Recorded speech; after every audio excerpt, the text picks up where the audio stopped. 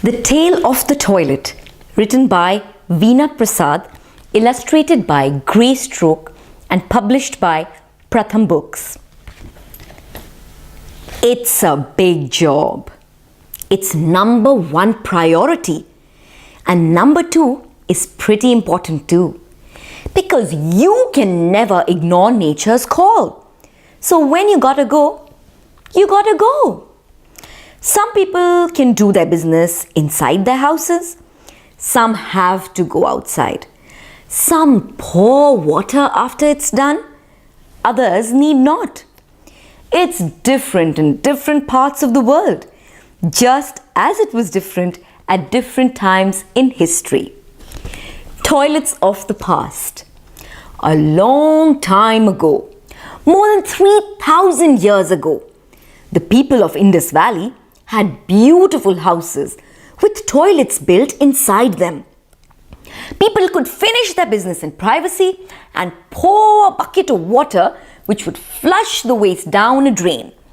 This way, they managed to keep their houses and streets clean. Around the same time, similar toilet arrangements were present in other parts of the world. Homes in Egypt and Babylonia had toilets built in, and the ruins in Skara Brae in Scotland and the Minoan Crete in the Mediterranean show plenty of pipes leading out of what definitely seems like a toilet inside a house. A little later, about 2,000 years ago in Rome, people used public toilets.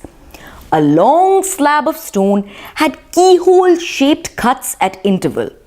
People would sit on these openings and do their business while having a friendly chat with the person sitting next to them. I told you, it was a public toilet. How did they clean themselves? Do you wonder? After I tell you, you might wish you hadn't wondered. They took a long stick that had a sponge attached to one end and dipped the sponge into water and then used it to wipe their backsides.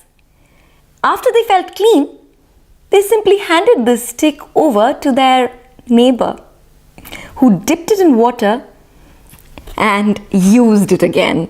Let me give you a friendly tip here. If you ever find yourself in this place, make sure you pick the very first seat. Not everyone had to poop in public in Rome. If you were super rich, you would have a chamber pot at home into which you would do your business. Once done, you would simply empty the contents onto the street outside. And if someone happened to walk by at the time, well, too bad for them. About 500 years ago, Queen Elizabeth of England had a toilet constructed inside her house. It had a pipe leading out into a sewage pit outside. But she never used it much because of the stench from the sewer that filled the toilet. So much so that she couldn't even breathe. So back to the chamber pot she went. Toilets of the present. Toilets these days don't stink. How did they achieve that? In 1775, the English inventor Alexander Cumming figured out a way.